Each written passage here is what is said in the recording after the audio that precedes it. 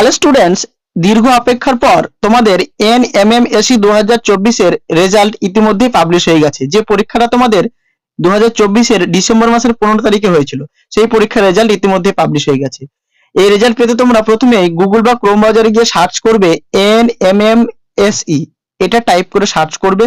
Search করার পরেই প্রথমে যে ইন্টারফেসটা খুলবে অর্থাৎ এনএমএমএসই এই স্কলারশিপের যে পোর্টালটা রয়েছে সেই পোর্টালটাতে তোমরা ক্লিক করবে। এটাতে ক্লিক করলাম। এটাতে ক্লিক করার পরেই তোমাদের চলে আসতে হবে এখানে। দেখো লেখা রয়েছে NMMSE 2024 district wise selected candidate list, অর্থাৎ নিউ বলে যেখানে লেখা রয়েছে এইটাতে তোমাদের ক্লিক করতে হবে। এটা ক্লিক করার পরেই তোমরা দেখতে পাবে যে প্রত্যেকটা ডিস্ট্রিক্টের সিলেক্টেড যে ক্যান্ডিডেট রয়েছে তার কিন্তু লিস্ট এখানে দেওয়া হয়েছে। তোমরা যে ডিস্ট্রিক্ট থেকে বিলং করছো সেই ডিস্ট্রিক্টে ক্লিক করবে। যেমন আমি বীরভূম ডিস্ট্রিক্ট থেকে বিলং করছি, তো আমরা বীরভূম ডিস্ট্রিক্টে ক্লিক করলাম। এখানে ক্লিক করার পরেই একটা ফাইল ডাউনলোড আসবে। এই ফাইলটা আমি আগেই ডাউনলোড করেছি বলে আমাকে ডাউনলোড এগেন দেখাচ্ছে। তোমাদের এখানে শুধুমাত্র ডাউনলোড দেখাবে, সেখানে তোমরা ক্লিক করবে। এটা ক্লিক করার পরে একটা ফাইল ডাউনলোড হয়ে যাবে, সেখানে তোমরা ফাইলটাকে ওপেন করে নেবে। ওপেন করার জন্য আমি যেমন এখান থেকে ওপেন করে নিলাম।